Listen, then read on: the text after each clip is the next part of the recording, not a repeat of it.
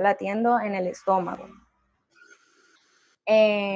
Como su fisiopatología tenemos que se supone asociado a una hipertonía del simpático con irritabilidad del plexo solar. Y como en semidiagnóstico tenemos que se observa en la tosis digestiva con hipotonía gástrica o sin ella, en la solaritis, en los enfermos con distonía neurovegetativa con predominio simpático, en los enfermos con inestabilidad psíquica, en los portadores de psiconeurosis, de angustia o de ansiedad. Muchísimas gracias, eso fue toda la exposición. Bueno, muchachos, vamos a terminar con esta presentación por el día de hoy. Quiero que tengan presente patología biliar. Hay 3 conceptos en patología biliar, que es de lo más básico. Hay muchas enfermedades que pueden comprometer la vía biliar. Dentro de esas enfermedades autoinmunes, como por ejemplo la colangitis biliar primaria, pero eso no es común. De lo frecuente es la colecistitis, la colelitiasis, la coledolitiasis y la colangitis. La diferencia entre colelitiasis y colecistitis es que la colelitiasis son cálculos en la vesícula, pero no existe un proceso inflamatorio. La colelitiasis todas son quirúrgicas. Todo paciente con colelitiasis puede presentar dolor en hipocondrio derecho tipo cólico que se exacerba con los alimentos. Ese dolor se puede irradiar en las escápulas y cuando consulta, el diagnóstico se hace mediante una ecografía biliar y de vía biliar. Esta patología no es una urgencia, sino que se programa de manera electiva. Pero la colecistitis ya es el trastorno litiásico o los cálculos de la vesícula en donde se genera un componente inflamatorio de la vía biliar. La vía biliar, la vesícula se edematiza, se inflama y se puede perforar como lo hace la apendicitis. Y esto es dolor en hipocondrio derecho, las mismas características, pero además de eso puede presentar fiebre. En el estudio de laboratorio, el paciente va a tener una leucocitosis con desviación a la izquierda, es decir, una leucocitosis con neutrofilia y elevación de reactantes de fase aguda como una PCR, que sería una proteína C reactiva. Esta patología tiene indicación quirúrgica de emergencia. El paciente tiene que recibir en el servicio de urgencia manejo de hidratación, porque todo componente o toda enfermedad inflamatoria infecciosa demanda mucho líquido. Entonces hay que hidratar al paciente y ponerle antibiótico y programarlo de urgencia para realizarle la extracción de la vesícula. El procedimiento se llama un COLELA, que sería una colecistectomía laparoscópica antiguamente, o si la colecistectomía laparoscópica se complica, lo que haríamos sería una colecistectomía abierta, que sería por medio de una laparoscopía, donde se hace una incisión en el hipocondrio derecho y entra el cirujano hepatobiliar o el cirujano general.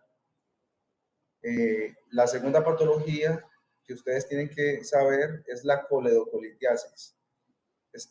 Imagínense anatómicamente el hígado.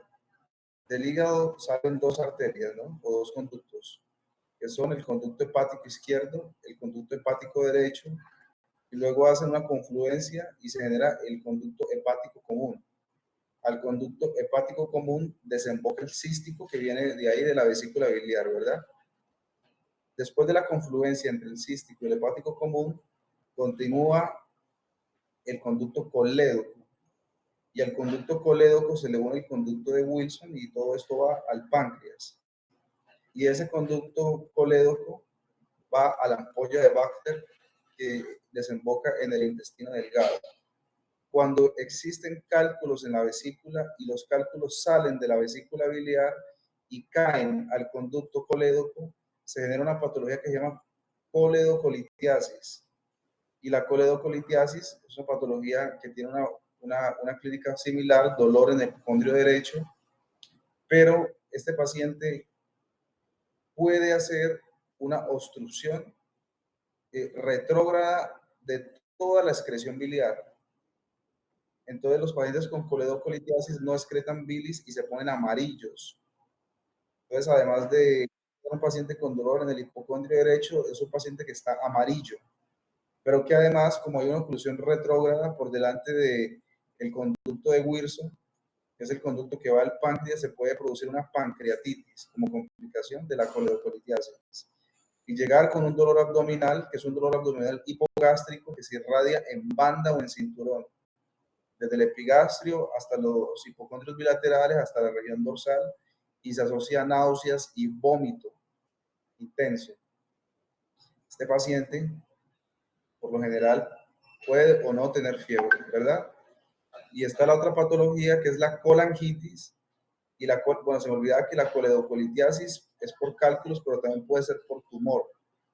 Acuérdense que hablábamos del signo o del carcinoma de páncreas, que era de cabeza de páncreas, que generaba el síndrome de pancreato biliar o pancreato ictérico, porque es una metástasis que va e infiltra la ámpula, el conducto, la ampolla de Bacter, genera un ampuloma y genera una oclusión.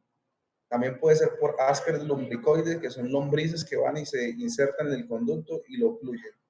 También pueden ser por quistes benignos, la coledocolitiasis. El diagnóstico también es imagenológico con ecografía y se caracteriza porque hay una dilatación del conducto coledo con mayor a 4 centímetros, 4 milímetros. Si hay una dilatación mayor a 4 milímetros, perdón, centímetros. Si hay una dilatación mayor a 4 centímetros, usted puede hacer diagnóstico de coledocolitiasis. En ocasiones no se ve el cálculo, no se ve nada, sino que simplemente se ve la dilatación. Y la otra patología es la colangitis, que es un proceso inflamatorio infeccioso de la vía biliar. En la vía biliar entran bacterias y se genera una infección. La infección genera inflamación y cierra el conducto colédoco y hace lo mismo que hace la coledocolitiasis. No pasa la bilis y genera lo que se llama colestasis. El paciente hace un reflujo biliar retrógrado y se pone muy amarillo, se pone muy ictérico, tiene dolor en el hipocondrio derecho, pero como es una patología infecciosa, además de eso tiene fiebre. En esos casos, lo que uno tiene que hacer, al igual que la coledocolitiasis, es un examen que se llama CEPRE o CEPER, que es una colangiopancreatografía retrógrada endoscópica, donde se entra una sonda por la boca y se canaliza la vía biliar y se explora la vía biliar. Si es una colangitis, se pone un DREN para que la inflamación, para resolver la estenosis inflamatoria y que salga la bilis, o si hay un cálculo, se retira. Esa es la conducta. Los pacientes con colangitis tienen que tener tratamiento antibiótico. Existe una tríada y una pentada, que es la pentada de Raynaud, tienen que estudiarlo. La tríada y la pentada de colangitis, tienen que estudiarlo. Entonces, es algo introductorio. Ustedes tienen que leer colecistitis, colelitiasis, coledocolitiasis y colangitis de Roca. ¿Listo? En el orden hematológico, para que ustedes tengan presente, cuando usted tiene una obstrucción de la vía biliar y la bilis no sale, hace un trastorno de la coagulación. El paciente hace prolongación de los tiempos de coagulación y puede sangrar. Esto se da porque la bilis se encarga de la absorción de la vitamina K. Y si no se absorbe la vitamina K, no se pueden producir los factores vitamina K dependientes. El 3, el 6, el 8 y el 9. Y hay un trastorno de la vía intrínseca de la coagulación. Se prolonga el PT y el INR. Y el tratamiento es poner vitamina K. La próxima clase yo les voy a preguntar sobre eso. Bueno, coledocolitiasis, colecistitis,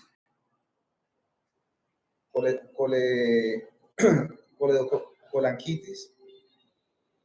Y nos vemos en la próxima clase presencial el viernes en la universidad para que hagamos la conferencia magistral de examen físico. Ese día no van a haber exposiciones, ese día solamente vamos a hacer examen físico. Vamos a tener un modelo y yo les voy a explicar. Bueno, muchachos, Listo, profe, gracias. Profe, ¿a qué hora es la clase el viernes? Ustedes tienen disponibilidad por la mañana el viernes, ¿verdad? Sí, señor. ¿O por la tarde? En la mañana. Muy bien, yo les confirmo la hora, pero va a ser en la mañana del viernes, ¿listo? Listo, listo. Listo, profe. Vale, profe, gracias. Muchachos, tienen que estudiar. Ustedes se dan cuenta que los libros clásicos de semiología que se utilizan, el CEDIEL y demás, no son libros que tienen tanto detalle en la semiología, son libros muy superficiales, ¿no? Ya ustedes los han leído y se han dado cuenta que el libro de Janion tiene un nivel de profundidad y de detalle más grande. Ustedes tienen que estudiarse los capítulos y les aseguro que van a tener una buena semiología. Vale, profe, gracias. Bueno, muchachos, entonces que pasen buena noche. Hasta luego. Hasta luego, profe. Hasta luego, profe.